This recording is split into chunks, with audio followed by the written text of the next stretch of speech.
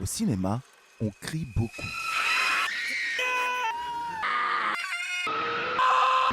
Mais connaissez-vous le cri de Wilhelm?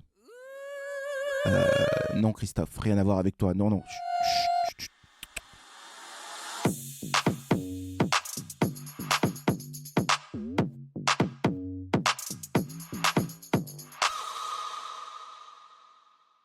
Le cri de Wilhelm, c'est ça.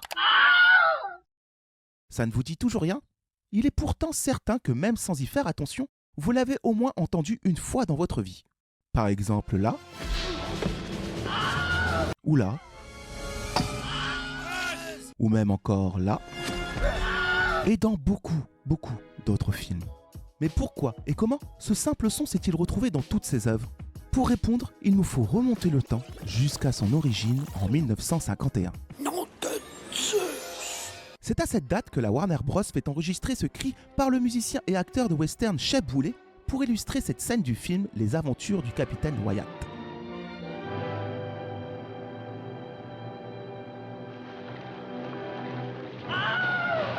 L'affaire étant faite, la Warner ajoute alors le cri dans sa banque de sons avec comme référence « Bruit d'un homme mangé par un crocodile ».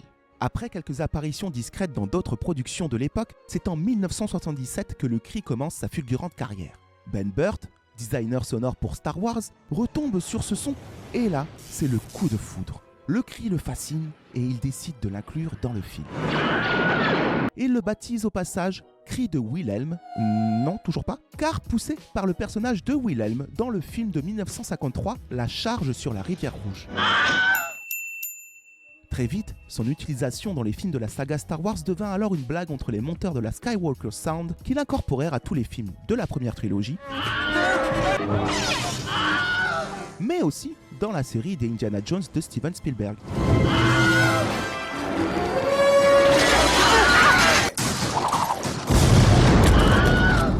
Le cri de Wilhelm, de plus en plus utilisé, devint progressivement un clin d'œil largement répandu au cinéma, au point que cette blague s'exporta et prit une ampleur considérable à travers le monde. Au fil des années, le cri est alors devenu un mème, une blague méta dont abusent les réalisateurs de films, de séries et autres producteurs de jeux vidéo. Actuellement, on dénombre plus de 600 œuvres audiovisuelles dans lesquelles le cri apparaît. Ce gimmick sonore du cinéma en est arrivé au point même d'agacer le public et autres cinéphiles, jugeant qu'il serait peut-être temps de s'en débarrasser. Alors si vous aussi cela vous concerne, prenez du recul, faites le vide et dites-vous que, dans l'espace, personne ne vous entendra crier.